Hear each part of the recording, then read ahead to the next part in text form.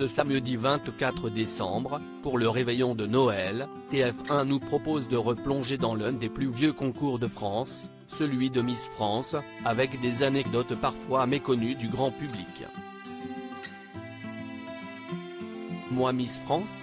Ce samedi à 16h10, TF1 proposera aux téléspectateurs devant leur télévision avant le réveillon de Noël un documentaire exceptionnel.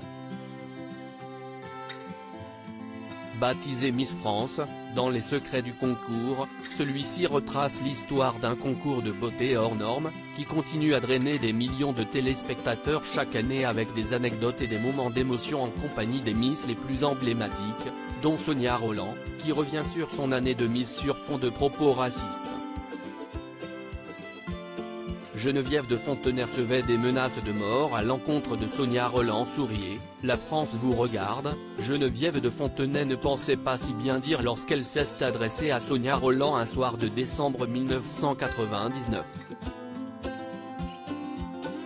Devenue mannequin puis actrice, Miss France 2000 raconte la manière dont elle a vécu son année. Mon élection malheureusement a déchaîné une partie des Français qui ne supportaient pas l'idée qu'une Miss France soit d'origine africaine, explique-t-elle. Madame de Fontenay recevait des lettres d'insultes, des menaces de mort.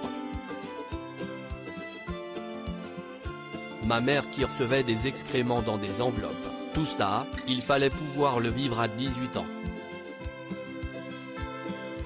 Elle évoque son souhait de ne pas en parler à l'époque car la plus belle des réponses qu'on pourra offrir à tous ces gens, s'y estime mon sourire. Une hystérisation évoquée également par Sylvie Tellier, qui a quitté la direction générale de Miss France à l'issue de l'élection 2023. Le documentaire montre ainsi des militantes féministes s'invitant lors d'un déplacement des différentes candidates, s'affrontant avec des personnes pro-Miss.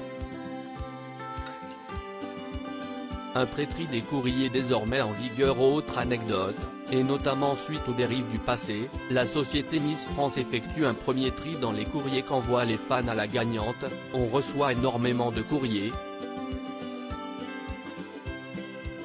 Et si est-il vrai qu'il peut y avoir malheureusement des gens avec pas forcément les bonnes intentions qui peuvent écrire, donc si est-il important que je tombe pas sur des courriers qui pourraient me blesser ou même qui sont à caractère parfois sexuel, explique Diane Lair, Miss France 2022. À lire aussi: je n'ai jamais vu quelque chose d'aussi moche. Geneviève de Fontenay dézingue l'élection de Miss France 2023.